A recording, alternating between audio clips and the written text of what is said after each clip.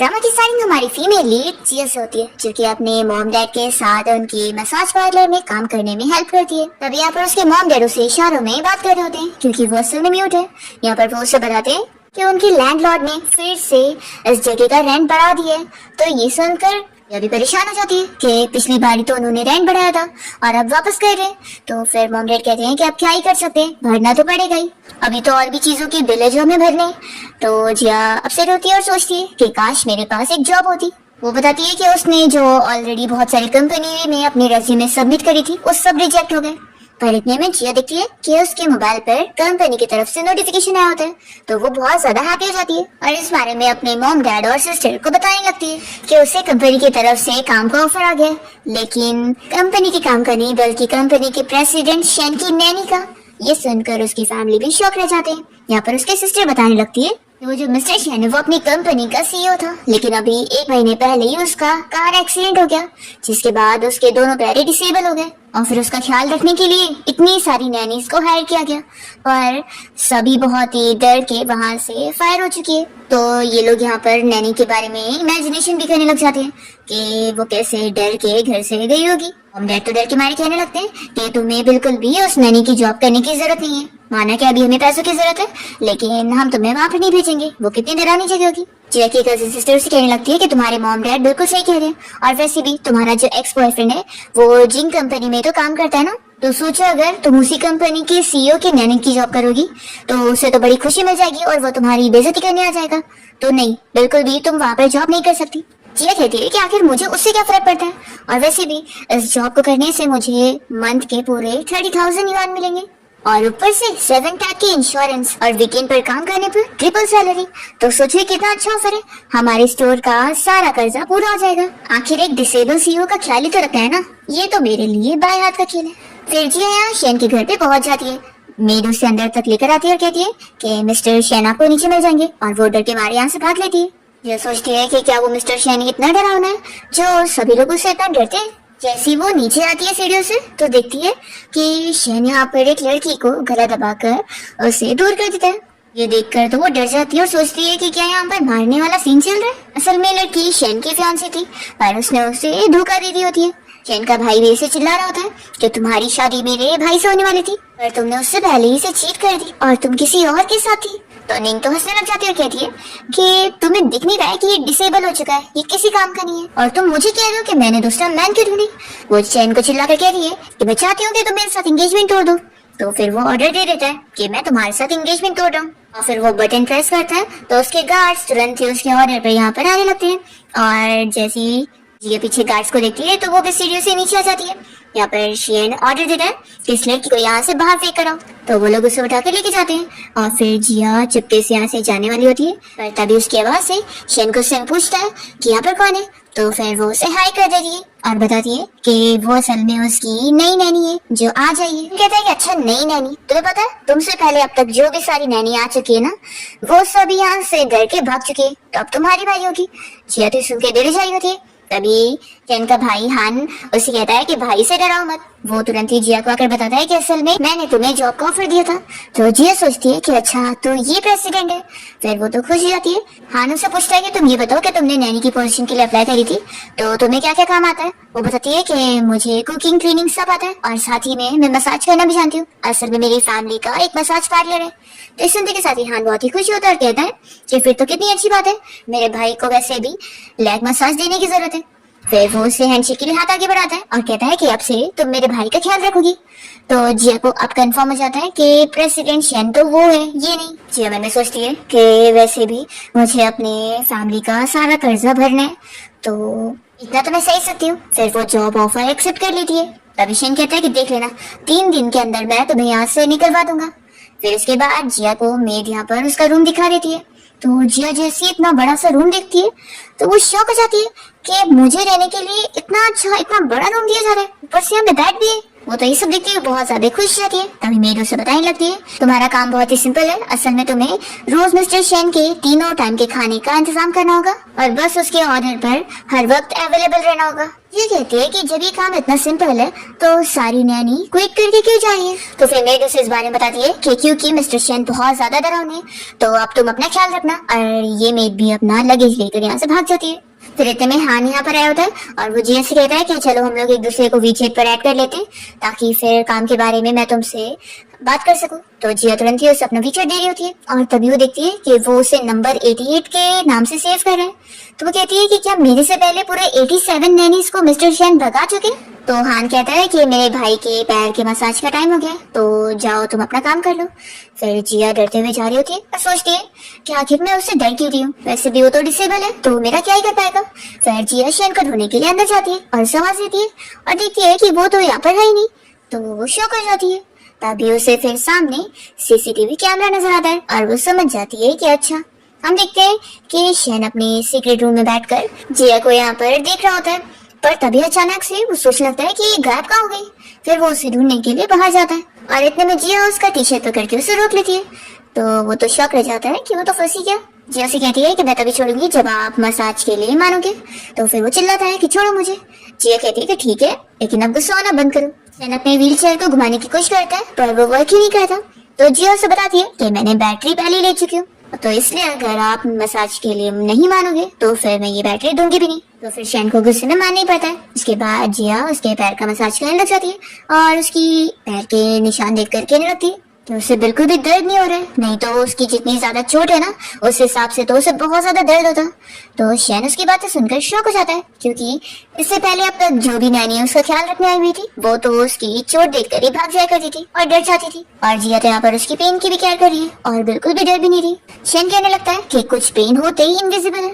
तो कहती है कि मैं जानती हूँ, वैसे ही जैसे कि आज अगर मुझे अपना ये मसाज करने का काम करने को नहीं मिलता तो फिर मुझे कितना ज्यादा गिल्ट होता और पेन भी होता। शेन पूछता है कि यानी तुम अपना टास्क कंप्लीट कर रही हो। जिया कहती है कि हाँ, इसलिए तो मैं हैप्पी हो चुकी हूँ। तो शेन बस शॉक होकर उसे देख रहा होता है और सोचता है कि इससे मुझसे बिल्कुल भी डर नहीं लग रहा, क्या ये सब एक्टिंग कर रही है। हम देखते हैं कि शेन का भाई हान अपना ऑफिस में बैठकर इन दोनों को ही देख रहा होता है और वो सोचता है कि ये लड़की तो सच में भाई की कितनी केयर कर रही है, फिर तो कितनी अच्छी बात है। वो तो यहाँ पर ऑफिस में काम करके बहुत ज्यादा परेशान होता है और सोच रहा होता है कि बस भाई जल्दी से ठीक हो जाए और वापस से अपना ऑफिस संभालने के लिए आ जाए। मुझे तो ये सारी फाइल्स देखकर रोज ही चक्कर आते हैं और ऊपर से शेयर होल्डर्स के साथ मीटिंग भी मुझे अकेले हैंडल करनी पड़ रही है। मुझे तो कुछ समझ ही नहीं आ रहा है। असिस्टेंट कहता है कि लेकिन मिस्टर शेन के तो पैर डिसेबल हो चुके तो शेयर होल्डर्स इतनी आसानी से उन्हें कंपनी में आने नहीं देंगे। हान कहता है कि मैंने सोच लिया, वो जो लड़की जिया मैं उसे एक्स्ट्रा बोनस का ऑफर दूंगा ताकि वो मेरे भाई का पैर रिकवर होने में हेल्प करे। क्या पता फिर मेरा भाई सच में जल्दी से ठीक हो जाए। फिर जिया की जैसे ही मॉर्निंग में नींद खुलती है तो उसे मैसेज आया होता है। वो देखती है कि उसे हान की तरफ से मैसेज आया है कि अगर वो शेन को ब्रेकफास्ट करवा देगी और उसका मूड हैप्पी कर देगी तो वो इस काम पे उसे बोनस देगा पूरे 10,000 युआन। ये देखते के साथ ही वो तो बहुत ज्यादा खुश हो जाती है कि ये 10,000 तो मेरे पेरेंट्स की पूरी मंथली इनकम है। वैसे तो ये बॉस बहुत ज्यादा स्पॉइल है और इसे हैंडल करना मुश्किल है, लेकिन इतने सारे पैसे मिल रहे हैं तो अब ये मेरे लिए आसान हो चुका है। फिर वो तो बहुत ही खुश होकर जल्दी से कुकिंग करने जाती है कि उसे अब ये बोनस जो लेना है। तब यहाँ शेन के घर पर उसके डैड आए होते हैं और वो कहने लगते हैं कि आखिर ये नैनी कहाँ से आई हुई है जो कुकिंग के लिए इतना खुश हुई है। शेन कहता है कि डैड आप ऐसे तो आए नहीं होंगे, तो जरा आप बताओगे कि आपको क्या काम है। शेन के डैड कहते हैं कि मैंने सुना कि तुम वापस से कंपनी में आने को सोच रहे हो। तुम्हें समझ नहीं आ रहा है, तुम दोनों पैसे डिसेबल हो चुके हो और तुम कभी ठीक हो ही नहीं सकते। मैंने कितनी मुश्किलों से तुम्हारे भाई हान को कंपनी में एक्टिंग प्रेसिडेंट के तौर पे काम करने के लिए बनाया हूँ, तो उससे अब झूठी होप मत दो। शेन कहते हैं कि डैड मैं अच्छे से जानता हूँ कि आपने बहुत पहले ही मुझे रिप्लेस करके मेरे भाई हान को कंपनी में लाने का सोच लिया था और वो तो आपको अच्छा मौका मिल गया क्योंकि मेरे पैर इसी टाइम पे डिसेबल हो गए। इस बात पर उसके डैड बहुत ज्यादा चिल्लाने लग जाते हैं और उसे कहते हैं कि उसने अकेले अपने दम पर कंपनी खड़ा किया। इसका ये मतलब नहीं है कि वो उनसे इस तरीके से बात करेगा। वो बता देते हैं कि कल तुम्हारी शेयर होल्डर्स के साथ मीटिंग रहने वाली है, तो याद रखना जब तक तुम्हारा भाई पूरी तरीके से प्रेसिडेंट नहीं बन जाता तब तक तुम्हें उन्हें शांत करके रखना है। और ऐसा कहकर वो चले जाते हैं। फिर जिया यहाँ पर कुकिंग करने के बाद शेन को आवाज देती है कि बॉस खाना रेडी हो चुका है, तो वो साफ मना कर देता है कि मैं नहीं खाऊंगा। जिया कहती है कि पहले खाना देख तो लो, तो वो ये सारे खाने देखने के बाद कह देता है कि ये तेल वाले खाने मैं नहीं खाता हूँ। तो फिर वो उसे लालच दे रही होती है कि देखो ये कितना ज्यादा टेस्टी है, क्या इसे कोई नहीं खाने वाला, पर फिर भी शेन कुछ नहीं कहता और चला जाता है। फिर रात में शेन का भाई हान घर पर आया होता है और जिया उससे कहती है कि आखिर अब हम क्या करें, मिस्टर शेन ने तो पूरा दिन से कुछ नहीं खाया और डिनर भी नहीं किया अब तो। हान पूछता है कि आज कुछ हुआ था क्या, तो जिया बताती है कि कुछ हुआ तो नहीं था, लेकिन जब से मिस्टर शेन के डैड उनसे मिल कर गए तब से उनका मूड खराब हो गया। तो फिर हान जिया से बताने लगता है कि उसके डैड असल में शेन के साथ पहले से बहुत स्ट्रिक्ट थे और जब वो छोटा था तो उन्होंने उसे अब्रॉड में स्टडी के लिए भेज दिए थे। फिर जब वो 18 इयर्स का हुआ और अब्रॉड से वापस आया तो उसने फिर कंपनी संभालना शुरू कर दिया और बहुत ही कम टाइम में कंपनी को इतना सक्सेसफुल बना दिया। पर जैसे फिर वो डिसेबल हो गया तो डैड ने मुझे जल्दी से उसकी सीईओ की पोजीशन दे दी और अब तो मेरा भाई मुझसे मिलने को भी जल्दी तैयार नहीं होता है। जिया कहती है कि आखिर कोई पेरेंट्स ऐसे कैसे हो सकते हैं, ये तो कुछ ज्यादा ही हो गया। हाँ, जिया को ऑफर देता है कि अगर तुम मेरे भाई को खुश करने में मदद करोगी और उसे खाना खिलवा दोगी तो फिर बोनस तुम्हें मैं और ज्यादा दूंगा। तो ये सुनने के बाद तो जिया इस ऑफर को एक्सेप्ट कर लेती है कि वो ये करके दिखा देगी। जिया पूछती है कि क्या तुम मुझे बताओगे कि मिस्टर शेन की खाने की क्या क्या पसंद है, फिर मैं उसी हिसाब से उनको खाना दे दूंगी। तो फिर आंसर बताने लगता है कि शेन को क्या चीज खाने में बिल्कुल नहीं पसंद और क्या चीज पसंद है। तो उसकी सारी चॉइसेस सुनकर जिया नोट कर रही होती है और कहने लगती है कि आखिर ये बिल्कुल एक बिल्ली की चॉइसेस कैसे। वो सोचती है कि वैसे उसके पास एक कैट वाला मनी जार भी है, तो वो इमेजिन कर रही होती है कि मुझे तो एक गोल्डन कैट मिल गई है जिससे मैं तो अमीर होंगी अब। फिर नेक्स्ट मॉर्निंग जिया शेन को ब्रेकफास्ट के लिए बुलाने आई होती है और वो उसे बताती है कि आज उसने उसके पसंद का ब्रेकफास्ट बनाई है। तो शेन मना कर रहा होता है कि वो नहीं खाएगा। जिया उसके पास आती है और उसे समझाने लगती है कि किसी और से गुस्सा होकर अपने आप को सजा देकर कोई फायदा नहीं है, कम से कम खाना तो टाइम पर खाना चाहिए। शेन कहता है कि तुम अपनी आइडेंटिटी याद रखो, तुम होती कौन मुझे लेक्चर देने वाली। तो वो कहती है कि मैं लेक्चर नहीं दे रही हूँ, मैं तो बस कह रही थी कि मैं तुम्हारी बहनी हूँ, तो मैं बस अपना काम करने आई थी तुम्हें लेग मसाज देने के लिए। फिर वो उसे मसाज देते हुए उसके पेट की भूख की आवाज सुन रही होती है और कहती है कि वैसे अच्छे बच्चों को खाना खा लेना चाहिए और मन में सोचती है कि उसे पूरा यकीन है कि अब वो जरूर खाएगा। फिर रात में शेन किचन में खाने ढूंढने आया होता है। जब वो फ्रिज खोलता है तो उसे जिया का नोट लिखा हुआ दिखता है जिसमें लिखा होता है कि वो खाने को बस 3 मिनट माइक्रोवेव में गर्म करके खा सकता है। तो फिर ये तुरंत ही गर्म करने के बाद यहाँ पर खाना एंजॉय कर रहा होता है और जिया चुपके से बस अपने मोबाइल फोन से उसे रिकॉर्ड कर लेती है और उसे सिखाते हुए देखकर खुश हो जाती है और उसके भाई हान को ये वीडियो सेंड कर देती है। तो हान तो बहुत ज्यादा हैप्पी हो जाता है और कहता है कि बोनस तो अब तुम्हें मिल जाएगा, लेकिन आखिर तुमने ये करी कैसे। जिया कहती है कि वो मेरे पास खुद का ट्रिक है, मैं बहुत कमाल की हूँ। फिर तभी इतने में शेन जिया को आवाज देता है और उसे कहता है कि उधर छुपी मत रहो, यहाँ सामने आ जाओ। तो वो देखती है कि उसने मिरर की वजह से उसे देख लिया। फिर वो उसके पास आ जाती है और पूछती है कि उसे फ्राइड राइस कैसा लगा। तो कहता है कि ठीक ठाक था। जिया फिर शेन के मुंह में कैंडी डाल देती है और उसे समझाती है कि तीखे खाने के बाद उसे कुछ स्वीट चीजें खानी चाहिए। उसे कहती है कि वैसे अब तुम अपनी फैमिली की वजह से परेशान मत हो, जरूरी नहीं है कि हमारी फैमिली हमारी सारी फीलिंग समझे। और वो उसका मूड यहाँ पे हैप्पी करने की कोशिश कर रही होती है।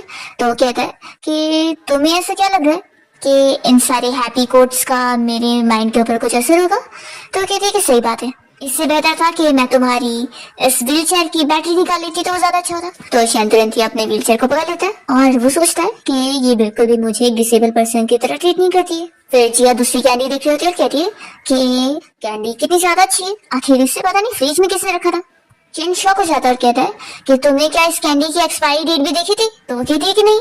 शेन बताता है कि मैं कभी भी शुगर वाली कोई चीज नहीं खाता हूँ, यानी कि इसका मतलब है कि ये कैंडी अगर मेरे फ्रिज में थी तो वो मेरे भाई नहीं रखा होगा। और पता है लास्ट टाइम उसने कैंडी कब खाया था, जब वो 15 साल का था, यानी कि 10 साल पहले। जिया फिर तुरंत ही उसके मुंह में से कैंडी निकाल लेती है और कहती है कि रुको मैं अभी पानी लाती हूँ ताकि तुम अपना मुंह धो लो और मैं डॉक्टर को भी कांटेक्ट करती हूँ। तो वो कहता है कि इसकी जरूरत नहीं है, मैं इतनी जल्दी मरूंगा नहीं। फिर शेन यहाँ पर जिया को बता देता है कि उसे ब्रेकफास्ट में कल क्या खाना है। तो जिया बहुत ज्यादा हैप्पी हो जाती है कि उसने उसे डिश बता दिया। तो वो कहती है कि ठीक है फिर सुबह रेडी हो जाएगा। शेन फिर अपना चला जाता है और जिया को फिर हान का मैसेज आता है कि उसने उसे 10,000 में 50 युआन कम सेंड किए। तो ये सोचती है कि हमारा बोनस का तो डील 10,000 का था ना। हम देखते हैं कि हान यहाँ पर गुस्सा हो गया होता है कि मेरी छुपाई हुई लॉलीपॉप भाई को मिल गई, सब इसकी वजह से हुआ, तो इसलिए मैंने 50 लेस दिए इसे। फिर नेक्स्ट मॉर्निंग जिया टाइम पर यहाँ ब्रेकफास्ट और उसकी ब्लैक कॉफी रेडी करके शेन को दे देती है। तो शेन काफी इम्प्रेस होता है कि टेस्ट में भी अच्छा है। वो मन में सोच रहा होता है कि ये बाकी नैनीज से तो बेहतर है, इसे मैं कम से कम कुछ टाइम के लिए तो रोक ही सकता हूँ। फिर इतने में शेन के घर के बाहर जाओ आया होता है और वो बताने लगता है कि दरवाजा खोलो, मैं शेन का फ्रेंड हूँ। तो शेन जिया को दरवाजा खोलने का ऑर्डर दे देता है। फिर ये जो तो जैसे अंदर आया होता है तो वो शेन को देखकर सोचने लगता है कि मुझे तो लगा था कि ये यहाँ पे बीमार पड़ा होगा, लेकिन लगता है ये मजे में जी रहा है। शेन कहता है कि तुम यहाँ पर क्यों आए हो? तो फिर जो बताने लगता है कि शेयर होल्डर्स ने मुझे यहाँ पर भेजा है तुम्हें देखने के लिए, और अब तुम्हें देखने के बाद मुझे पता लग रहा है कि तुम तो सच में पूरी तरीके से डिसेबल हो, कोई काम के नहीं रहे। तो जिया चिल्लाती है कि तुम तो बॉस के फ्रेंड हो ना, तो आखिर उनसे किस तरीके से बात कर रहे हो? वो कहता है कि मैंने गलत क्या बोला? तो शेन के पास आता है और उसे कहता है कि मैंने सुना कि तुम्हारी फियांसी निंग ने तुम्हें छोड़कर चली गई है और वो किसी और बंदे के साथ थी। वैसे पता है वो बंदा कौन है? वो कोई और नहीं, मैं ही हूँ। अब वो तुम्हें छोड़ चुकी है और वो मुझे डेट कर रही है। तुम्हारे एक्सीडेंट की दूसरी दिन उसने और मैंने नाइट स्पेंड करे और मेरे पास हम दोनों की वीडियो भी है, क्या तुम देखना चाहोगे? शेन गुस्सा हो जाता है और वो खाने की चीज फेंक कर उससे चिल्लाता है कि निकलो यहाँ से, मुझे तुम्हारा मुंह नहीं दिखना। तब ये जल्दी से वीडियो कॉल चालू करके सारे शेयर होल्डर्स को दिखाने लगता है कि देख लो ये शेन कितना पागल हो चुका है, ये कंपनी संभालने लायक बिल्कुल नहीं है। जिया जल्दी से शेन के सामने आ जाती है और उसे छुपा रही होती है। फिर शेन की ये हालत देखने के बाद तो डैड तो बहुत ज्यादा चिल्लाने लगते हैं कि ये क्या हरकत है, तुमने मुझे डिसअपॉइंट कर दिया। बारी बारी करके सारे शेयर होल्डर्स भी कहने लग जाते हैं कि मिस्टर शेन तो सच में इतना डरावना हो चुका है, इसे हम बिल्कुल भी वापस से कंपनी में नहीं बुला सकते। तभी यहाँ मीटिंग से हान जल्दी से जिया को मैसेज करता है और उसे कहता है कि तुरंत ही उस जो को मेरे भाई से दूर करो और उसे घर से बाहर निकाल दो। जो तो अभी भी शेन का मजाक उड़ाया जा रहा होता है और कहता है कि मुझे तो नहीं लगता कि तुम कभी ठीक हो पाओगे, तुम हमेशा व्हील चेयर पे रहने वाले हो।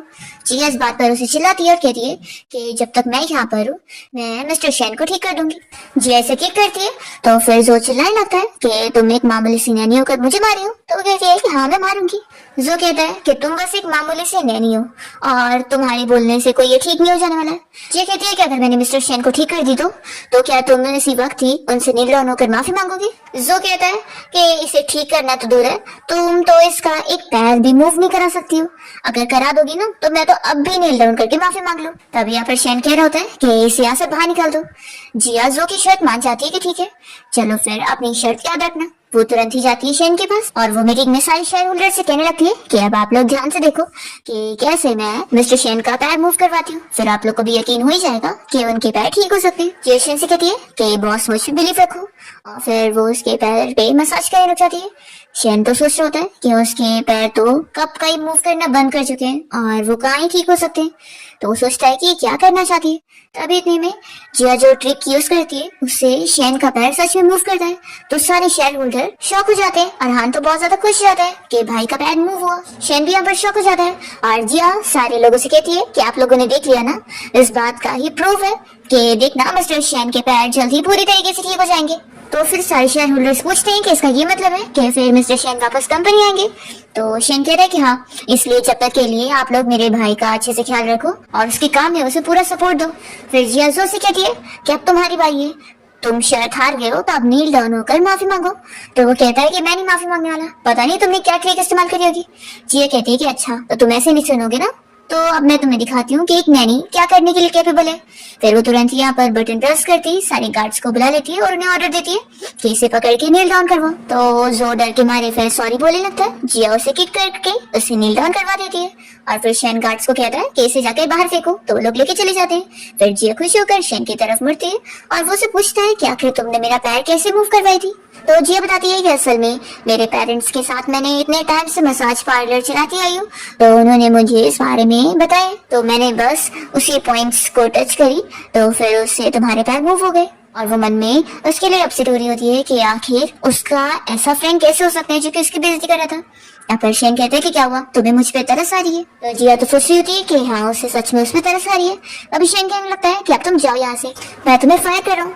तो जिया कहती है कि तुम मुझे ऐसे कैसे फायर कर सकते हो, फायर करने का कोई रीजन भी तो होना चाहिए ना, क्या मैंने तुम्हारे पैर मूव कर दी क्या इस वजह से? तो वो कहता है कि मैं तुम्हें डबल कंपेंसेशन दे दूंगा, लेकिन अभी 1 घंटे में यहाँ से निकलो। जिया गुस्सा होती है और कहती है कि ठीक है, मैं पहले अपनी बातें कह दूं फिर मैं चली जाऊंगी।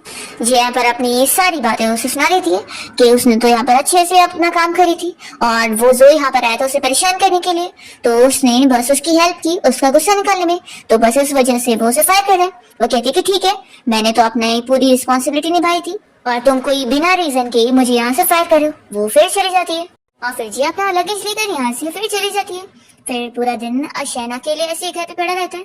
जब हान घर पे आता है तो वो पूछता है कि भाई आखिर वो नैनी कहाँ पर है। तो शैन बताता है कि मैंने उससे निकाल दिया। हान कहता है कि भाई आप चाहते क्या हो, पता है वो 88 नैनी आई हुई थी और अब तो हाउसकीपिंग कंपनी ने भी मुझे ऑलरेडी ब्लॉक कर चुके हैं, तो आपके लिए मैं जिया जैसी इतनी अच्छी नैनी कहाँ से ढूंढ के ला पाऊंगा। तभी शैन का जो डॉक्टर फ्रेंड उसका चेकअप करने आया होता है वो चेकअप करके शौक होता है और कहता है कि तुम्हारे पैर में तो थोड़ी सी इम्प्रूवमेंट आई है, जिसका मतलब है कि तुम आप जल्दी रिकवर कर पाओगे।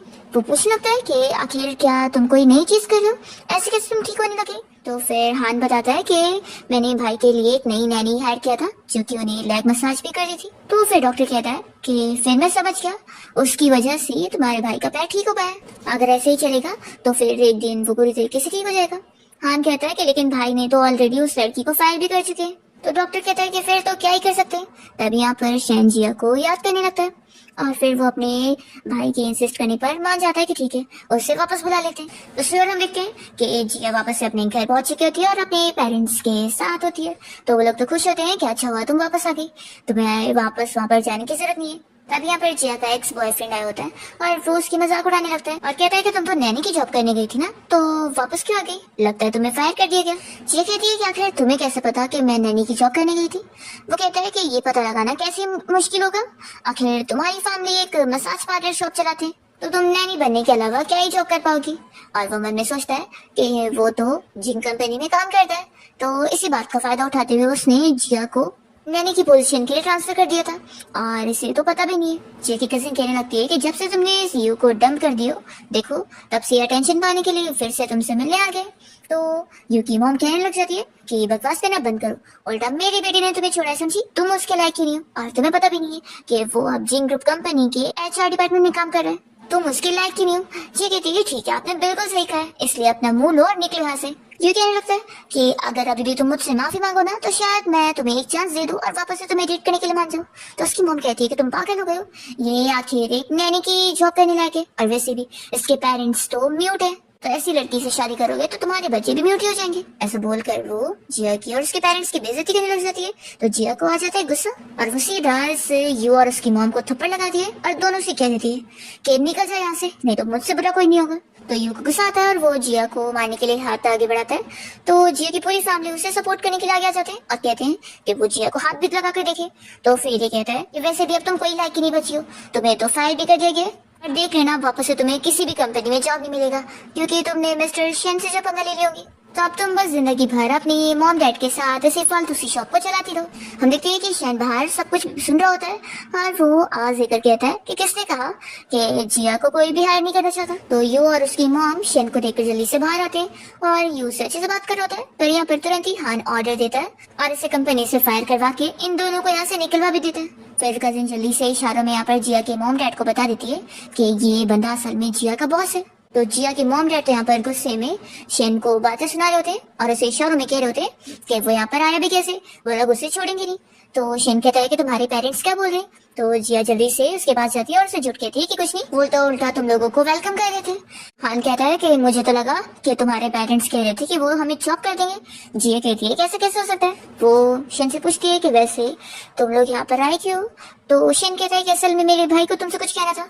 तो हान बताने लगता है कि असल में मेरे भाई को अब रिग्रेट हो गया है, उसने अपनी गलती मान ली है कि वही कुछ ज्यादा ही गुस्सा कर रहा था और ज्यादा सेंसिटिव था।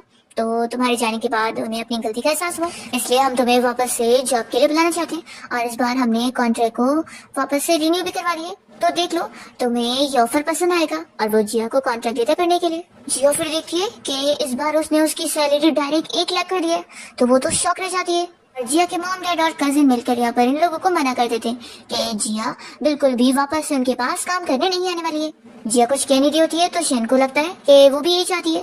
तो वो कहता है कि ठीक है, मैं तुम्हें फोर्स नहीं करूंगा और वो सभी के साथ जाने लगता है। जिया जब तक इस कॉन्ट्रैक्ट को पढ़ने के बाद उसे रोकने वाली होती है तब तक वो लोग जा चुके होते हैं। जिया के मॉम डैड और कजिन कहते हैं कि अच्छा हुआ ना वो लोग चले गए, तुम्हें क्या हो गया। तो जिया बताती है कि उन लोगों की तरफ से उसे पूरे 1 लाख हर महीने का ऑफर है और इतना अच्छा ऑफर वो नहीं ठुकरा सकती है, इससे तो वो लोग कितने ज्यादा रिच हो जाएंगे। यहाँ पर उसके पेरेंट्स भी मान जाते हैं और जिया कहती है कोई बात नहीं, अब मैं 2 दिन बाद जब काम करने पहुंचूंगी तो फिर मिस्टर शेन को सरप्राइज दूंगी। दूसरी तरफ शेन फिर अपने भाई हान के साथ घर पहुंच जाता है और हान कहता है कि भाई आप फिक्र मत करो, मैं आपके लिए न्यू नैनी ढूंढ दूंगा। शेन मना करता है कि नहीं, अब इसकी जरूरत नहीं है। तो फिर हान अपना काम से चला जाता है और फिर शेन अकेला पड़ जाता है और वो जिया को याद करने लगता है। इसी तरीके से 2 दिन बीत जाते हैं और वो अपसेट होकर सोच रहा होता है कि अब तो वो थोड़ी ना आने वाली है। वो सोच रहा होता है कि पहले उसकी फियांसी उसे चीट करके चली गई, उसके बाद उसके मॉम डैड भी उससे कोई प्यार नहीं करते और अब तो जिया जो कि उसकी केयर कर रही थी वो भी वापस नहीं आने वाली। पर तभी इतने में जिया पहुंच जाती है और उसे गुड मॉर्निंग विश करती है। तो वो उसे देखते के साथ ही खुश जाता है और कहता है कि तुम वापस आ गई। जिया कहती है कि मैंने इस बारे में मिस्टर हान को बता दी थी, तो उन्होंने क्या आपको कल मैसेज करके नहीं बताया? तभी इतने में शेन को हान का मैसेज आया होता है कि भाई मैं बताना भूल गया था कि आज जिया वापस से काम करने आ जाएगी, उसने मुझे कल ही बताई थी। शेन फिर अपने पसंद का ब्रेकफास्ट यहाँ पर जिया को बता देता है और वो तुरंत ही फिर खुशी खुशी कुकिंग करने चली जाती है और शेन बहुत ज्यादा खुश होता है और अपने आप को पिंच करके सोचता है कि यानी ये सच में सपना नहीं है। और फिर जिया तुरंत ही कुकिंग करके या फिर शेन को उसका ब्रेकफास्ट ला के सर्व कर देती है। फिर शेन जब यहाँ ब्रेकफास्ट खाई रहा होता है तभी जिया उसे देखकर कहने लगती है कि मिस्टर शेन आपने शेव कर लिया? तो वो हाँ कहता है। जिया कहती है कि सच में आप सच में बहुत ज्यादा हैंडसम लग रहे हैं। तो शेन अपना शौक हो जाता है। जिया कहती है कि वैसे आपके बस बाल काटना बचे तो क्यों ना मैं आपके बाल काटने में हेल्प कर दूं। वो कहता है कि तुम्हें बाल काटना भी आता है? जिया बताती है कि ये तो कुछ भी नहीं है, मैंने अब तक बहुत सारे कैट और डॉग्स का बाल कट कर चुकी हूँ। तो वो कहता है कि क्या तुम मुझे कैट डॉग समझ रही हो? जिया कहती है कि फिक्र मत करो, मुझे बाल काटना अच्छे से आता है, जैसे मैंने उनका कट करी आपका भी कट ही कर लूंगी। वो लोग भी तो आखिर जिंदा चीजें ही थे ना। और फिर जिया जब यहाँ शेन का बाल कट करी होती है तो वो अभी भी डाउट कर होता है कि तुम सच में कट कर लोगी ना। तभी जिया गलती से उसका बाल पीछे से गलत तरीके से कट कर देती है तो डर जाती है। शेन कहता है कि क्या वो कुछ गलत हुआ क्या? जिया कहती है कि बिल्कुल नहीं और वो वापस से बाल सही कर देती है। बिल्कुल डोरबेल बजाता है तो वो कहती है कि मैं जाकर देख कर आती हूँ और बॉस आप फिक्र मत करो, मैं किसी को भी आपको हट करने नहीं दूंगी। यहाँ घर पे शेन का डॉक्टर फ्रेंड आया होता है, उसे देखकर जिया कहने लगती है कि आखिर तुम कौन हो? देखो अगर तुम मेरे बॉस को यहाँ परेशान करने आए हो तो मैं बता दूं कि मैं तुम्हें छोड़ूंगी नहीं। तभी यहाँ पे शेन पहुंच जाता है और बताता है कि वो असल में मेरा डॉक्टर है, तो तुम्हें इतनी फिक्र मत करो, वो मेरा अच्छा फ्रेंड है। फिर ये डॉक्टर भी बताने लगता है कि हाँ मैं यहाँ पर शेन का पैर का चेकअप करने आया हूँ। तो जिया उसे कहती है कि सॉरी। तो फिर वो तो यहाँ पर शेन से कह रहा होता है कि तुम्हारी नैनी तो सच में तुम्हारी कितनी केयर करती है। फिर इसके बाद वो शेन का चेकअप करने के लिए उसके पैर की चोट खोल रहा होता है और जिया से कहता है कि क्यों ना तुम बाहर जाओ। तो जिया कहती है कि क्या मैं नहीं देख सकती? शेन कहता है कि उसे रहने दो, नहीं तो फिर वो मेरी व्हीलचेयर की बैटरी निकाल लेगी। फिर ये डॉक्टर बताता है कि जैसा मैंने लास्ट टाइम तुमसे कहा था कि तुम्हारे पैर की कंडीशन सच में अच्छी हो गई है, तो ऐसे धीरे धीरे चलता रहा तो तुम्हारे पैर रिकवर हो जाएंगे। जिया सुनते के साथ ही खुश होती है और कहती है कि इसका मतलब है कि मिस्टर शेन फिर से खड़े हो पाएंगे। वो कहती है कि फिर तो कितनी ज्यादा अच्छी बात है। शेन जिया को ही देख रहा होता है और सोचता है कि मेरे पैर ठीक होने से इसे कितनी खुशी मिल रही है, मैंने तो एक्सपेक्ट भी नहीं किया था। जिया तो मन में ये सोच रही होती है कि जब मिस्टर शेन को खाना खिलाकर मुझे इतना सारा बोनस में पैसे मिल रहे हैं, तो अगर मेरी वजह से इनका ये पैर ठीक हो गया तो फिर मुझे कितने सारे पैसे मिलेंगे, मैं तो इमेजिन भी नहीं कर सकती। शेन यहाँ पर अपने डॉक्टर फ्रेंड को बताता है कि असल में मैंने पता लगाया कि 3 महीने पहले जो मेरा कार एक्सीडेंट हुआ था ना वो इंटेंशनल हुआ था, तो इसलिए अब मेरा पैर ठीक हो रहा है, इस बारे में बाहर किसी को भी पता नहीं लगना चाहिए। तो जिया कहती है कि बॉस बिल्कुल भी फिक्र मत करो, मैं इस बात को सीक्रेट रखने वाली हूँ और किसी को भी बताऊंगी नहीं। डॉक्टर बताता है कि असल में शेन को तुम अगर रोज अच्छे मूड में रखोगी ना तो उसकी रिकवरी में और हेल्प मिलेगी। तो जिया फिर इस बारे में सोचती होती है। फिर नेक्स्ट डे वो उसे अपने साथ बाहर वॉकिंग पे लेकर जाती है। तभी यहाँ पर जो और निंग इन दोनों को देख लेते हैं और निंग यहाँ पर कहने लगती है कि ये शेन आज बाहर कैसे निकला हुआ है, क्या ये ठीक हो रहा है? तो जो कहता है कि मुझे तो नहीं लगता, वैसे तो लास्ट टाइम इस लड़की की वजह से मेरा सारा प्लान खराब हो गया था और बोर्ड मीटिंग के टाइम पर वो हीरो बन गया था, लेकिन नहीं, अब मुझे प्रूव करिए दिखाना होगा कि ये कभी ठीक हो ही नहीं सकता है। शेन से पूछता है कि तुम यहाँ मुझे ग्राउंड में क्यों लेकर आई हो? तो कहती है कि मैं आज तुम्हें बाहर वॉक पर लेकर आई ताकि तुम्हारा मूड अच्छा हो जाए। और जिया तो मन में उसे कैट की तरह ट्रीट कर रही होती है। तभी इतने में जो बच्चे लोग यहाँ पर सॉसर खेल रहे होते हैं उन लोग का बॉल आ जाता है। तो जिया बॉल उठाकर कहती है कि बॉस चलो हम लोग भी साथ मिलकर सॉसर खेलते हैं। शेन कहता है कि तुम मेरी हालत देख रही हो, तुम्हें लगता है मैं खेल पाऊंगा? तो जिया तो उसे यहाँ पर गोलकीपर बनाने का काम दे देती है और कहती है कि अब आप वहीं पर हो और जब बॉल कहीं वहां चला जाया करेगा तो हमें वापस दे दिया करना। इसे भी आपकी व्हीलचेयर तो मूव करती है, तो ये काम तो कर ही लोगे ना, मुझे आप पर यकीन है। शेन चिल्लाने लगता है कि तुम मुझे यहाँ ऑर्डर दे रही हो। तो जिया अपने कान बंद करके भाग जाती है और बच्चे लोग के साथ खेलने लगती है। तो फिर शेन उसे देखकर खुश हो रहा होता है और तभी जिया यहाँ पर बॉल से खेलते हुए उसे किक करके शेन को कैच करने के लिए बोल देती है और शेन टाइम पर कैच कर लेता है। तो वो खुश होकर उसे कहती है कि देखा तुम कितने ज्यादा ऑसम हो। तभी यहाँ पर सारे बच्चे शेन के पास आ जाते हैं और उसे कहने लगते हैं कि अंकल आपकी चेयर तो कितनी ज्यादा अमेजिंग है, तो क्या आप हमें इस चेयर पर बैठने के लिए दोगे? मैं आपको अपना ये टॉय भी दे दूंगा। बारी बारी करके सारे बच्चे बैठना चाह रहे होते हैं। शैन फिर अपसेट हो जाता है। जिया कहती है कि चलो वापस चलते हैं। तो कहता है कि तुम बोली थी ना कि तुम्हें बाहर वॉक करना है। तो फिर वो कहती है कि मैं तुम्हें बाहर खुश करने के लिए लेकर आई थी, लेकिन तुम तो ना खुश हो चुके हो, तो फिर बाहर आके भी क्या ही फायदा है। तो शैन सोचने लगता है कि उससे मेरी खुश होने कितनी बड़ी है। फिर वो उससे बताने लगता है कि वो बस थोड़े टाइम के लिए अपसेट हुआ था, ज्यादा नहीं। जिया समझाती है कि तुम्हें अगर कोई भी चीज अनहैप्पी करिए ना तो उसे जोर से कहकर निकाल दो, उसे मन में मत रखो। जिया की बातों से शैन का मूड थोड़ा ठीक हो जाता है कि आज तक कोई उसकी केयर तो करता ही नहीं था, और वो पहली है। फिर यहाँ पर जिया सारे बच्चों को चॉकलेट्स देती होती है, तो वो लोग को तो चॉकलेट नहीं बल्कि अभी भी शैन की व्हीलचेयर की पड़ी होती है। तो शैन मान जाता है और उन सभी को थोड़ा थोड़ा अपने ऊपर बैठा लेता है, और जिया फिर इन लोग की फोटो क्लिक कर रही होती है। इतने में यहाँ पर जो और निंग पहुंच जाते हैं। जो कहने लगता है कि तुम क्या ठीक हो गए हो जो यहाँ बाहर आकर घूम रहे हो और बच्चे लोग के साथ खेल रहे हो। तो निंग कहती है कि वैसे भी अब वो यूजलेस बन चुका है ना, तो बच्चों के साथ खेलने के अलावा वो क्या ही कर सकता है। सारे बच्चे फिर अपना खेलने चले जाते हैं, और जिया इन लोगों से पूछती है कि तुम लोग यहाँ पर क्यों आए हो। तो निंग बताती है कि मेरी और जो की एंगेजमेंट होने जा रही है, और क्योंकि शैन जो का अच्छा फ्रेंड है तो हम यहाँ पर उसे इनवाइट करने आए थे। तो जिया कहती है कि सच में तुम दोनों के दोनों बिल्कुल सेम हो, और बहुत ज्यादा शेमलेस भी। तो निंग चिल्लाती है कि तुम एक नैनी होकर हमारे बारे में ऐसे कैसे बोल सकती हो। तो जो कहता है कि जाने दो, इस नैनी से बातें करके क्या ही मतलब है तो ये एक लो क्लास लड़की ना। शैन यहाँ पर ऐसे चिल्लाता है कि उसे लो क्लास मत बोलना, वो मेरी सबसे इम्पोर्टेंट पर्सन है। तो जो कहने लगता है कि तुम्हें ऐसा बोलते हुए शर्म भी नहीं आ रही, लोग सुन लिए ना कि तुम अपनी नैनी के बारे में इतने ज्यादा प्रोटेक्टिव हो रहे हो तो तुम पर हंसेंगे। ओ हाँ, आखिर नैनी के सहारे तो तुम घूम फिर पा रहे हो। जशन के पास आती है और कहती है कि तुम इसे इग्नोर करो, हम लोग यहाँ से चलते। अभी जो सोचता है कि मैं इसके पैर ठीक होने दे नहीं सकता, वो बॉल को किक करके शैन की व्हीलचेयर को ढकेल देता है, जिसकी वजह से शैन नीचे गिर जाता है। तो जो को खुशी मिलती है कि अच्छा हुआ इसके पैर ठीक हुए ही नहीं है।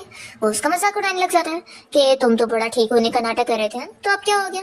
निंग कहती है कि आखिर जिन कंपनी के सीईओ जो कि यहाँ पे ठीक से उठ भी नहीं पा रहा है और जमीन में क्रॉल कर रहा है, मुझे तो देख कर ही हंसी आ रही है। ये मोमेंट तो बिल्कुल पिक्चर लेने वाला है। वो उसका वीडियो बनाने लग जाती है। जशन को उठाने के बाद सीधा निंग के पास आती है और उसका फोन ले लेती है, और कह देती है कि दोबारा मेरे बॉस की पिक लेने की सोचना भी मत, नहीं तो फिर मैं सिर्फ पुश ही नहीं करूंगी बल्कि इससे भी ज्यादा बुरा हाल कर दूंगी। और वो तुरंत ही उसके फोन से फोटो डिलीट कर देती है। तो जो कहता है कि फोटो तुमने डिलीट कर दी तो क्या हो गया, आखिर तुम ये बात तो नहीं छुटला सकती ना कि ये डिसेबल है और ये ठीक ही नहीं हो सकता। ऐसे बोलकर वो और हंस रहा होता है। तो जिया उसे पैर पे ऐसे किक करती है कि वो उठ ही नहीं पाता। तो जिया भी फिर हंसने लगती है और कहती है कि क्या हुआ, अब तुम खुद नहीं चल पा रहे हो। वो यहाँ पर लोगों को आवाज देकर बुला रही होती है कि आओ इसे उठाने में कोई मदद कर दो, आखिर इतना फेमस बंदा नीचे गिर गया और उठ ही नहीं पा रहा है। निंग चिल्लाती है कि तुमने एक तो जो को मारी हो, तो रुको मैं अभी पुलिस को कॉल करती हूँ, तुम बचो की नहीं। जी कहती है कि हाँ हाँ करो, वैसे भी तुम लोगों ने पहले बुली किया तो पुलिस भी तुम दोनों को पहले देखेंगी।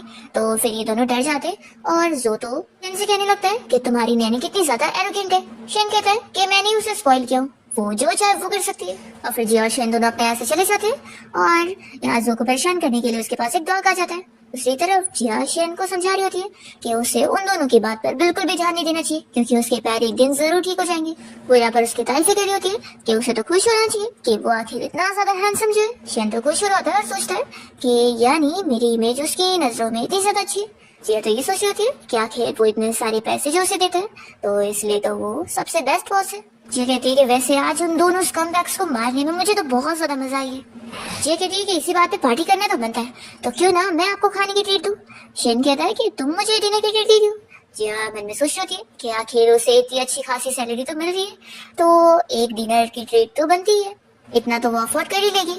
फिर इसके बाद ये लोग एक अच्छे से रेस्टोरेंट में डिनर करने पहुंच जाते हैं, जहाँ पर ये लोग लड़कियों का डांस भी देख रहे होते हैं। पर शैन तो ये सब देखने में बिल्कुल इंटरेस्ट नहीं लेता, पर जिया को मजे आ रहे होते हैं। वो कहती है कि ये सारी लड़कियां कितनी ज्यादा ब्यूटीफुल है ना, और वो खाना एंजॉय कर रही होती है। तभी स्टाफ आकर उसे पूछती है कि अगर वो चाहिए तो वो सारी लड़कियां उन लोगों की केयर करने यहाँ पर भी आ जाएंगी। तो जिया फिर बुला लेती है। जैसे ही ये लड़की यहाँ पर शैन को मसाज देने के लिए उसके पीछे आती है तो शैन कह देता है कि मुझे जरूरत नहीं है। तो फिर वो लोग यहाँ पर जिया की केयर करने में लग जाती है। तो जिया उनसे अपनी केयर करवा रही होती है और वो खुश हो रही होती है। पर फिर इसके बाद आखिर में जब स्टाफ यहाँ पर बिल पे करने के लिए जिया के पास सारी चीजों का बिल बताने आती है तो जिया इतने सारे पैसे सुनकर शॉक हो जाती है।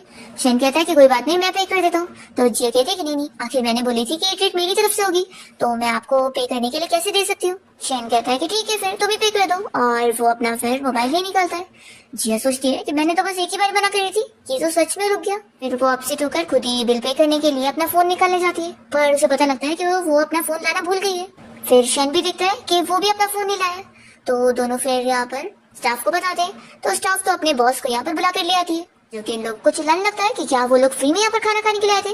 वो कह देता है कि अगर तुम लोगों ने बिल नहीं पे करे तो तुम दोनों फिर यहाँ से जा नहीं सकते हो, तुम लोगों को यहाँ के सारे बर्तन धोने पड़ेंगे। जिया फिर बहाने करने लगती है कि क्यों ना अपने बॉस को यहाँ पे रख लो, जब तक वो यहीं पे रहेंगे मैं तब तक घर जाकर अपना फोन ले आऊंगी और बिल पे कर दूंगी। शेन कहता है कि तुम ये क्या कर रही हो, तो जिया कहती है कि बॉस कंडीशन ही ऐसी है तो प्लीज मान जाओ। जिया यहाँ पर इस रेस्टोरेंट के बॉस से कहने लग जाती है कि आखिर मेरे बॉस की जो व्हील चेयर है ना ये भी बहुत ज्यादा महंगी है, अगर मैंने सच में पे नहीं करी ना तो आप इसे भी बेच सकते हो। तो फिर ऐसे करके वो मना ही रही होती है। अभी शन सोचता है कि ये तो मुझे बेचे डालती है, फिर वो तुरंत ही अपना बटन प्रेस करता है तो उसके सारे गार्ड्स यहाँ पर पहुंच जाते हैं। तो ये सभी तो शॉक रह जाते हैं कि ये क्या हो गया। शन अपने गार्ड से कहता है कि उन लोगों को उससे कोई प्रोटेक्ट करने का काम नहीं करना है, बल्कि बहुत ही छोटा सा काम करना है, बिल पे करने का। शन जी ऐसे कहता है कि तुम्हें ये रेस्टोरेंट पसंद आया ना। फिर वो रेस्टोरेंट के बॉस से बात कर लेता है कि क्या आप ये मुझे बेचना चाहोगे, मैं अच्छे प्राइस में खरीद लूंगा। तो फिर वो बॉस तुरंत ही बेचने को तैयार हो जाता है और शन ये रेस्टोरेंट जिया के लिए खरीद देता है और कहता है कि आप तुम जितना चाहे इधर से खा सकती हो। तो फिर वो मजे में खाना एंजॉय करती है। फिर जब दोनों वॉक करके यहाँ से जा रहे होते हैं तो जिया सॉरी कहने लगती है कि आज उसकी वजह से इतनी बड़ी मिसअंडरस्टैंडिंग क्रिएट हो गई थी और वो भी एम्बेरेस्ड हो गया था। जिया पूछती है कि वैसे तुमने वो रेस्टोरेंट क्यों खरीदा, तुम्हें वहाँ की ब्यूटीफुल लड़कियां पसंद आई। तो वो कहता है कि वो ब्यूटीफुल लड़कियां तो तुम्हें पसंद आई थी ना। जिया पूछती है कि वैसे ये बताओ आज तुमने हैप्पी फील किया कि नहीं। तो शन कहता है कि क्या ये चीज इंपॉर्टेंट है। तो वो कहती है कि ऑफ कोर्स इंपॉर्टेंट है, मैं इसलिए तुम्हें बाहर लेकर आई थी, लेकिन हाँ मैंने एक्सपेक्ट नहीं करी थी कि हमें रास्ते में वो जो अर्निंग मिल जाएंगे और फिर डिनर भी इतना ज्यादा ऑकवर्ड बन जाएगा, मैंने सोची नहीं थी। शन सोचता है कि ये मुझे खुश करने के लिए इतनी सारी मेहनत करी थी। ये कहती है कि मैं प्रॉमिस करती हूँ कि अगली बार मैं कभी तुम्हें डिनर की ट्रीट दूंगी ना तो अच्छे खासे पैसे लेकर चलूंगी, और मैंने प्रॉमिस अगर कभी तोड़ी ना तो मेरे ऊपर बिजली गिर जाए। तब यहाँ पर सच में बारिश होना शुरू हो जाती है और जिया डर कर फिर यहाँ पर शन के ऊपर गिरने लगती है। तो वो तो सिर्फ देखता रह जाता है। फिर जिया जल्दी से उसकी व्हील चेयर को पुश करते हुए लेके जा रही होती है और शेन बस सोच रहा होता है कि उसकी हार्ट बीट इतनी फास्ट हो गई है। फिर घर आने के बाद शेन तो बीमार हो चुका होता है, तो जिया उसकी केयर करने में लग जाती है और वो उसका बुखार कम करने के लिए उसके सर पे कपड़ा रखकर पूरी रात भर उसकी केयर करती है। फिर ऐसी मॉर्निंग हो जाती है और जिया पर शेन की केयर करते हुए उसके बॉडी मसल्स दिखने लगती है। वो अपने आप को रोक ही नहीं पा रही होती है उसे टच करने के लिए। तभी शेन चौंक जाता है और कहता है कि क्या तुम्हें पसंद है। जिया बहुत ज्यादा शरारती है और कहती है कि बिल्कुल नहीं, मैं ऐसा कुछ भी नहीं करी थी। तो शेन कहता है कि देखो तुम्हारे हाथ का ऊपर है। जिया जल्दी से अपना हाथ उठाती है और कहती है कि मैं जा रही हूँ कुकिंग करने, और वो भाग जाती है। फिर नेक्स्ट सीन हम देखते हैं कि शेन जिया और अपने भाई हान के साथ निंग और जो की एंगेजमेंट सेरेमनी के लिए आया होता है। तो हान और जिया दोनों कह रहे होते हैं कि आखिर उसे इस एंगेजमेंट सेरेमनी में पार्टिसिपेट करने की क्या जरूरत थी। तभी यहाँ पर जिया तो कह रही होती है कि उन दोनों चीटर्स को तो मैं छोड़ूंगी नहीं। तो शेन कहता है कि तुम कुछ करने वाली हो। वो कहती है कि बॉस उन लोगों ने तुम्हें बुली किया था ना, तो मैं उन्हें सबक सिखाऊंगी। वो हान से कहती है कि तुम्हारा ये रॉकेट मुझे बहुत ही काम का लगता है और लगता है तुम भी इन लोग की वेडिंग सेरेमनी खराब करने का कोई प्लान बना लो। फिर हम देखते हैं कि इस एंगेजमेंट सेरेमनी में आए हुए लोग जब यहाँ शेन को देखते हैं तो कहने लगते हैं कि ये तो आखिर निंग का एक्स फियांसी है ना, ये यहाँ पर क्या कर रहा है, क्या इसे यहाँ पर आने में शर्म नहीं आई। दूसरा बंदा कह रहा होता है कि तुम्हें पता नहीं है कि मिस्टर शेन निंग से इतना ज्यादा प्यार करता है कि इसने खुद डिसेबल होने के बाद अपने फ्रेंड को उसे खुद दे दिया। जिया को ये सब सुनने के साथ ही बहुत ज्यादा गुस्सा आ रही होती है और वो उन्हें चिल्लाने लगती है कि तुम लोग कितने शेमलेस हो जो कुछ भी रूमर बना रहे हो। हान भी चिल्लाता है कि पता नहीं इन लोगों को ये सब झूठी रूमर बताने के लिए किसने बोला है। फिर जिया देखती है कि यहाँ पर तो सिर्फ सीढ़ी है, तो वो शेन से कहने लगती है कि जानबूझ के जो ने उसकी बेइज्जती करने के लिए बिल्कुल भी उसके अंदर जाने का ठीक से इंतजाम नहीं करा है ताकि उसकी यहाँ पर बेइज्जती हो। शेन कहता है कि फिक्र मत करो, अब वो यहाँ पर खुद हमें बुलाने के लिए आएगा और मुझे अंदर लेकर जाएगा। तो जिया कहती है कि वो कैसे, तो वो कहता है कि बस इंतजार करो। यहाँ पर हम देखते हैं कि जो और निंग जैसी अपनी पार्टी में पहुंचते हैं तो देखते हैं कि कोई भी गेस्ट यहाँ पर नहीं है। वेट्रेस सुंदर उनको बताती है कि सारे गेस्ट बाहर ही खड़े और वो अंदर आने से डर रहे क्योंकि जब मिस्टर शेन अंदर नहीं आ पा रहे तो लोग को भी डर लग रही है। हम देखते हैं कि सारे लोग बाहर ही खड़े होते हैं और जिया और हान दोनों शेन के व्हील चेयर पे थोड़ा थोड़ा बैठ जाते हैं और खुश हो रहे होते हैं कि अच्छा हुआ हमारे पास बॉस की व्हील चेयर है, नहीं तो हम लोग तो खड़े खड़े थक ही जाते। फिर इतने में जो बाहर आकर कहने लगता है कि तुम लोग अंदर क्यों नहीं आ रहे हो। तो सारे लोग कहते हैं कि जब मिस्टर शेन अंदर नहीं जा पा रहे तो हम कैसे जा सकते हैं, हमें तो भाई मिस्टर शेन से पंगा नहीं लेना है। तो जो और निंग शेन को अंदर चलने बोल रहे होते हैं। तो यहाँ पर फिर जिया उसके बदले में बताती है कि मिस्टर शेन ने कह दिया कि तुम लोग जब तक उन्हें उठा के अंदर नहीं लेके जाओगे तब तक वो अंदर नहीं जाएंगे। तो निंग कहने लगती है कि तुम पागल हो गए हो। तभी जो मान जाता है ठीक है तुम क्या कर रहे हो। वो कहता है कि आखिर तुम क्या चाहती हो कि हमारी एंगेजमेंट पार्टी कैंसिल हो जाए और फिर दोनों मिलकर जागते और शेन की व्हीलचेयर को उठा के अंदर ले आते हैं। तो सारे लोग इनके ऊपर ही हंसते होते हैं। फिर ये अंदर आने के बाद जो फिर शेन की बेइज्जती करने की कोशिश करता है और उसका मजाक उड़ाता है कि वैसे मैं अपने फ्रेंड को थैंक्स करना चाहूंगा कि उसकी वजह से मुझे नहीं मिल पाई है और आज हमारी फिर एंगेजमेंट होने जा रही है, तो इसका क्रेडिट मेरे फ्रेंड को जाता है। तो यहाँ पर जिया को गुस्सा आ जाती है और वो उससे चिल्लाती है, क्या तुम्हारे कोई पेरेंट्स नहीं है जो तुम इतने ज्यादा बदतमीज हो गए हो और स्टेज पर जाकर मेरी बॉस की बेइज्जती कर रहे हो। तो जो कहता है कि मेरे पेरेंट्स बस यहाँ पर आए नहीं है, ऐसा नहीं है कि मेरे पेरेंट्स नहीं है। तो फिर वो कहती है कि पक्का तुम जैसे बेटे को देखकर वो बहुत ही एम्बैरेस्ड हो चुके होंगे, क्योंकि अगर मेरा बेटा भी तुम जैसा होता ना तो मैं भी यहाँ पर नहीं आती। तो जो को बहुत ज्यादा गुस्सा आ जाती है और वो जिया के ऊपर हाथ उठाने जाता है, पर जल्दी से यहाँ पर जिया को गिरते हुए देखकर व्हीलचेयर पे से उठ जाता है और उसे बचा लेता है। तो सारे लोग ये देखते रह जाते हैं और बातें करने लगते हैं कि ये क्या चल रहा है, ये शेन तो डिसेबल था ना, ये आखिर खड़ा कैसे हो गया। फिर यहाँ पर शेन के पैर दर्द होने लगते हैं, तो वो जिया को कहता है कि मेरी हेल्प करो मुझे बैठाने में। फिर तभी इतने में यहाँ पर शेन का भाई हान आया होता है और कहने लगता है कि मैं तुम्हारी यहाँ एंगेजमेंट पार्टी में आया था और तुम्हारा बाथरूम ही फट गया, देखो मेरा क्या हाल हो गया है। वो यहाँ पर जोर से फाइट करने लगता है कि तुम्हारी वजह से मेरे सारे कपड़े में स्मेल आ रही है। तो सारे लोग इन लोग को देखकर हंस रहे होते हैं और फिर यहाँ शेन की तबीयत खराब होने लगती है।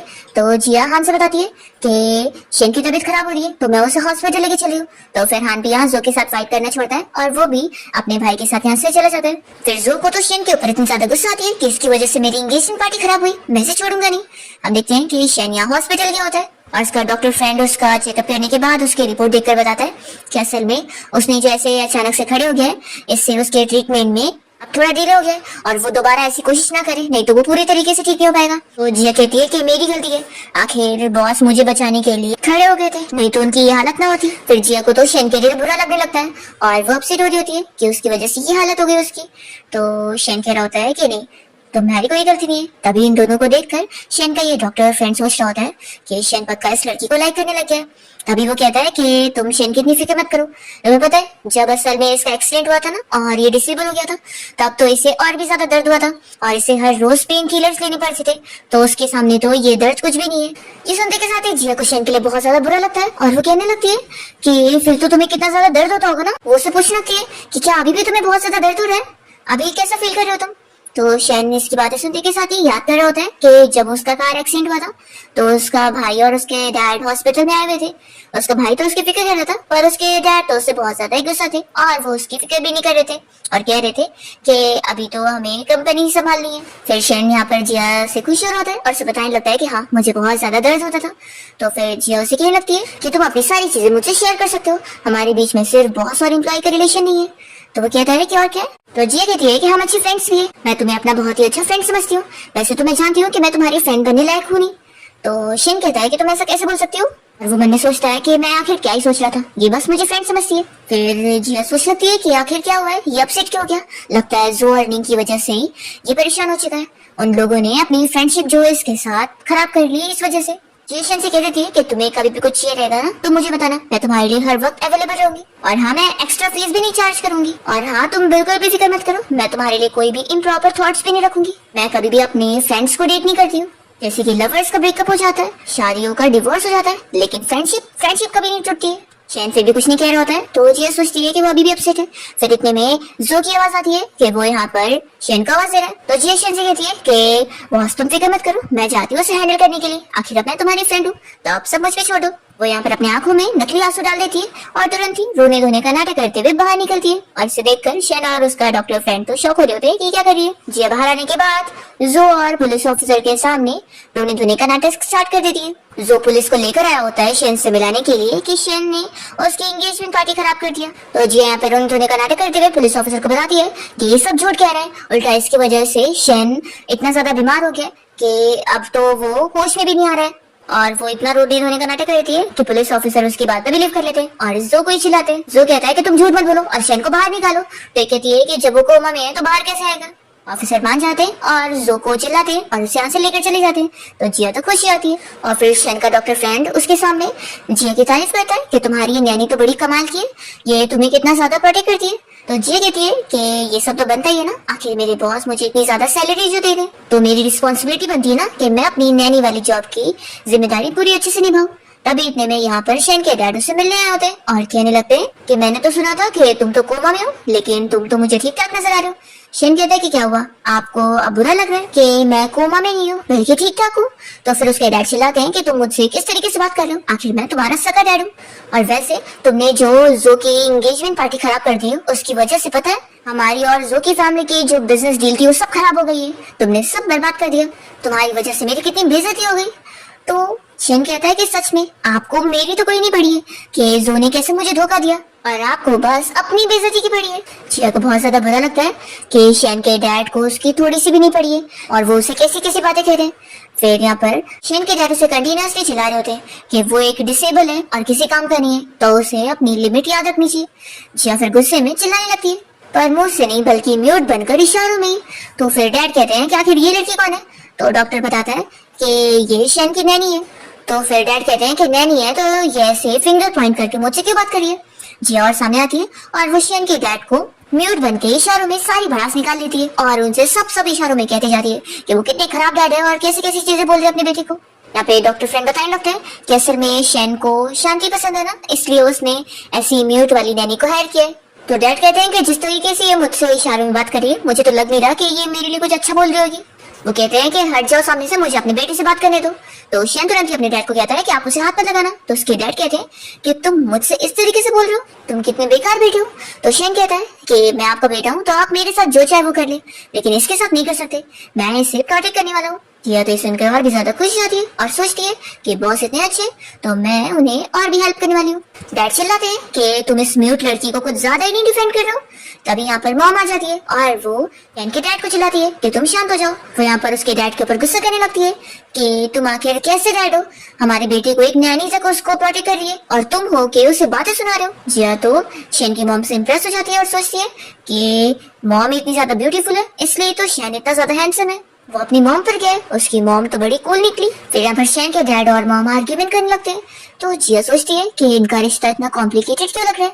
तभी शेन का डॉक्टर फ्रेंड इसे स्लो से बताने लगता है कि असल में शेन के मॉम डैड की बिजनेस मैरिज हुई थी, इसलिए दोनों के बीच में कोई प्यार तो नहीं है, बस नाम का रिश्ता है। असल में शेन की मॉम को शक है कि उसके डैड अभी भी अपनी फर्स्ट लव को ही पसंद करते हैं और इसी बात पर उन लोगों का झगड़ा होता रहता है। शेन की मॉम यहाँ पर शेन के डैड से कह रही होती है कि तुम जाओ अपनी फर्स्ट लव के पास और मुझे तो तुमसे डिवोर्स लेना है। तो वो क्लियर कर रहे होते हैं कि ऐसा कुछ भी नहीं है जैसा वो सोचती रहती है। दोनों आर्ग्यूमेंट करना स्टार्ट कर देते हैं और जिया मौका देखकर शेन को यहाँ से लेकर चली जाती है। और वो बाहर आने के बाद शेन से पूछती है कि बॉस मेरी एक्टिंग बहुत ज्यादा सुपर थी ना। तो वो कहता है कि हाँ, तुमने ये कैसे करी। जी कहती है कि तुम्हें पता है मैंने तुम्हारे डैड को सारे इशारों में क्या क्या बोली थी। मैंने उन्हें बहुत डांटी और मैंने उन्हें ये भी बताई कि तुम सबसे ज्यादा बेस्ट हो, तुमसे बेस्ट तो कोई है ही नहीं। शेन कहता है कि तुम्हारी नजरों में क्या मैं सच में इतना ज्यादा अच्छा हूँ।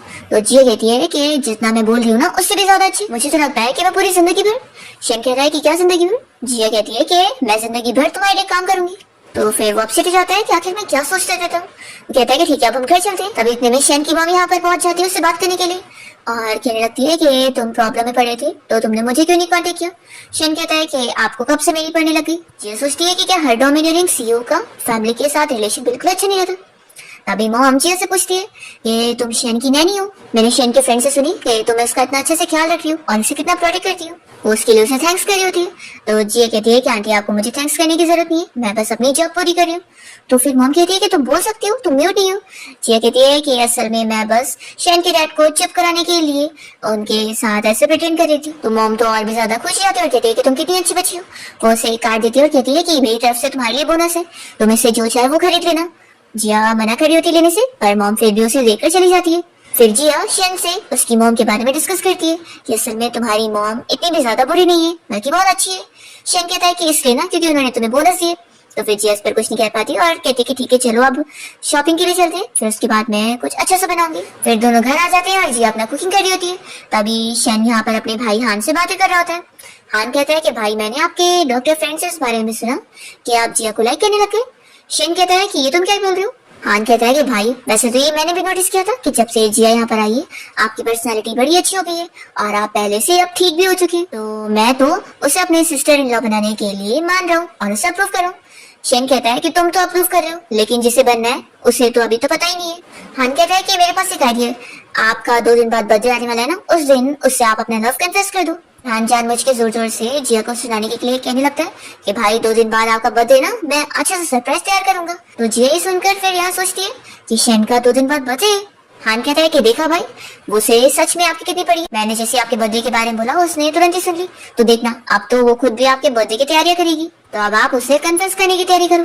फिर जी यहाँ पर कैलेंडर में डेट मार्क कर दी होती है और वो कुछ ना कुछ प्लानिंग करने लग जाती है शैन को सरप्राइज देने के लिए। और शैन उसे देखकर बस यही चीज सोच रहा होता है कि वो मुझे ही सरप्राइज देने की प्लानिंग कर रही है। फिर 2 दिन बाद फाइनली शैन के बर्थडे वाला दिन आ जाता है और जिया शैन के सामने एक बॉक्स लेकर बैठती है। तो वो सोचता है कि क्या ये मेरा गिफ्ट होगा, लगता है गिफ्ट आ चुका है। और तभी जिया शैन को बताती है कि उसने एक स्ट्रे कैट के लिए एक हाउस खरीदी है जो कि उसे पूरा जोड़ना है, लेकिन उसे आता नहीं है कैसे करना है। तो फिर वो इंस्ट्रक्शंस बता दे। तो शैन सोचता है कि अच्छा तो ये कैट का घर है। फिर वो उसको बताने में हेल्प कर देता है, जिससे फिर जिया वो घर बना लेती है और शैन को थैंक यू कहने लग जाती है कि वो कितना स्मार्ट है। तो शैन कहता है कि तुम भी, तभी तो तुमने बना ली। तो जिया कहती है कि वो तो मैं हुई। फिर जिया शैन को बर्थडे सरप्राइज देने के लिए गार्डन में अच्छा सा सरप्राइज का इंतजाम करती है और फिर वो उसे फायरवर्क्स दिखाती है जिसमें शैन का नाम लिख कर आ रहा होता है। वो कहती है कि ये मेरी तरफ से तुम्हारा बर्थडे गिफ्ट है, क्या तुम्हें पसंद आया। तो शैन तो बहुत ज्यादा खुश होता है और फिर वो उसे कन्फेस करने वाला होता है कि तभी इतने में यहाँ पर शैन के सारे गार्ड्स पहुंच जाते हैं। उन्हें लगता है कि यहाँ पर आग लग गई है और शैन को बचाना है। तो जल्दी से वो लोग सारी फायरवर्क्स को तोड़ते हुए अगर बर्थडे सरप्राइज खराब कर देते हैं। तो वो गुस्सा हो जाती है और यहाँ पर शैन फिर अपने गार्ड से कह देता है कि अब उन लोग का आज का बोनस कट है और अब वो लोग जाए यहाँ से बाहर। तो सारे अपसेट होकर चले जाते हैं कि वो लोग तो बस शैन को बचाने आए थे। पर फिर शैन अपनी फीलिंग्स कन्फेस ही नहीं कर पाता है, क्योंकि जिया तो बस उसकी इसलिए केयर करी होती है क्योंकि डॉक्टर ने उसे बोला था कि शैन का हर दिन मूड अच्छा रहना चाहिए, इसलिए वो उसे हैप्पी करने की कोशिश कर रही थी और कुछ और नहीं। तो शैन बस ये सुनकर चुप रह जाता है। नेक्स्ट डे शैन से मिलने के लिए उसका फ्रेंड और उसका भाई आए होते हैं और बताते हैं कि उन लोगों ने उसके लिए गिफ्ट लेकर आए। तभी लोग शैन से इस बारे में डिस्कस करते हैं कि जिया को तो अभी वो कन्फेस कर ही नहीं पाया। तभी वो उसके लिए बर्थडे केक लेकर आती है और ये लोग यहाँ पर शैन का बर्थडे सेलिब्रेट करने जा रहे होते हैं।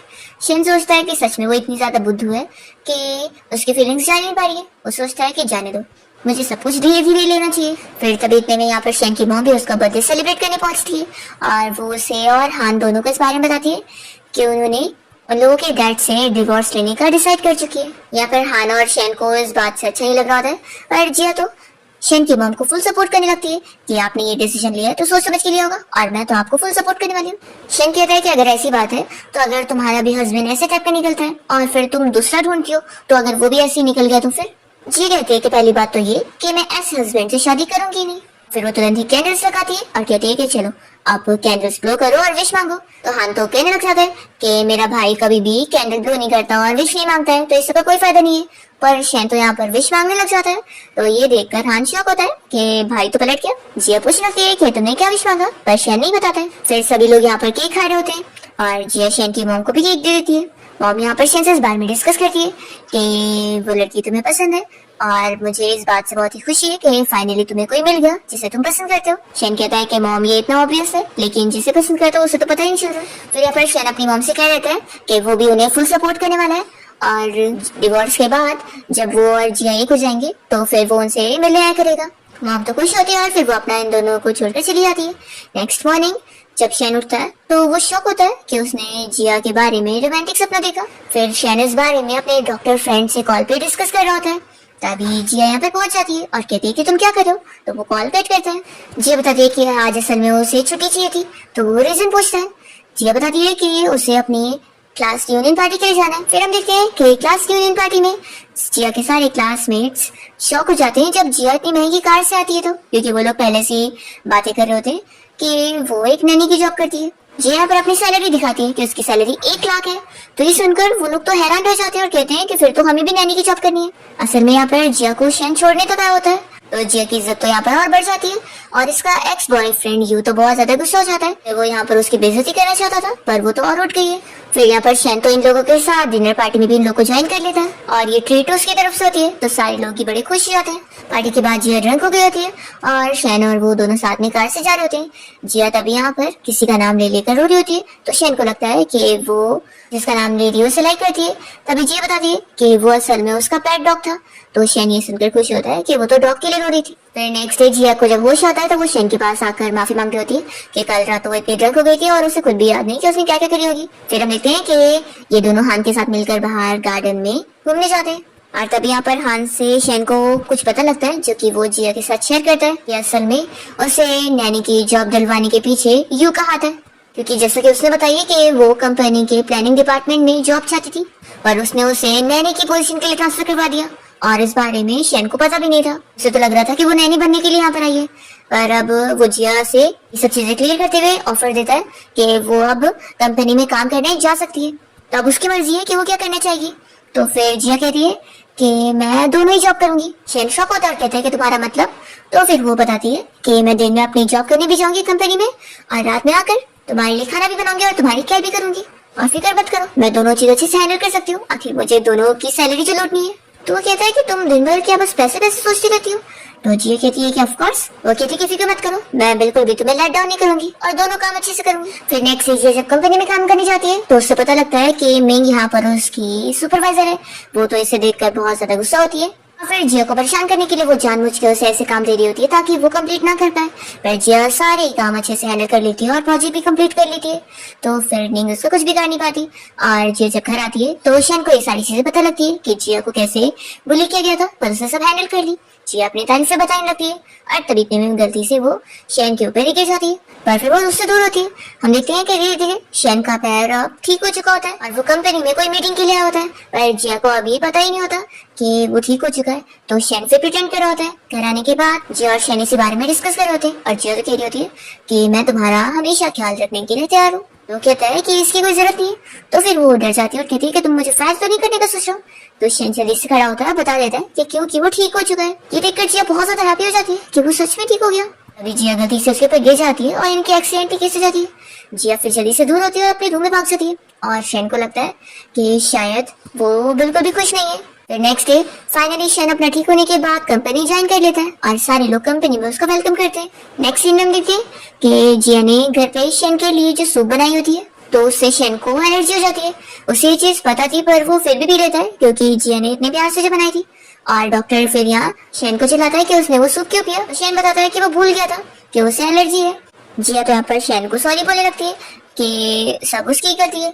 नेक्स्ट सीन में देखते हैं कि जिया कंपनी के किसी प्रोजेक्ट के लिए एक क्लाइंट से मिलने गई होती है और ये बंदा यहाँ पर जिया को कह रहा होता है कि अब वो यहाँ से जा ही नहीं पाएगी। पर तभी यहाँ पर शेन भागते हुए आता है जिया को बचाने के लिए और देखता है कि उसने तो ऑलरेडी इस बंदे को मार मार के सबक सिखा चुकी होती है।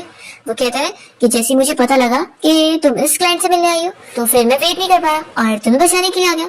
जिया से कहती है कि मैंने कुछ चीजें रियलाइज करी हूँ, जैसे कि मैं जब भी सैड होती हूँ तो तुम भी सैड हो जाते हो, मैं हैप्पी होती हूँ तो तुम भी हैप्पी हो जाते हो और जब भी मैं खतरे में होती हूँ तो तुम ही मेरी सबसे ज्यादा फिक्र करते हो। और ऊपर से मैंने जो एलर्जी वाली डिश बनाई थी तुमने उसे बिना हेसिटेशन के पी ली।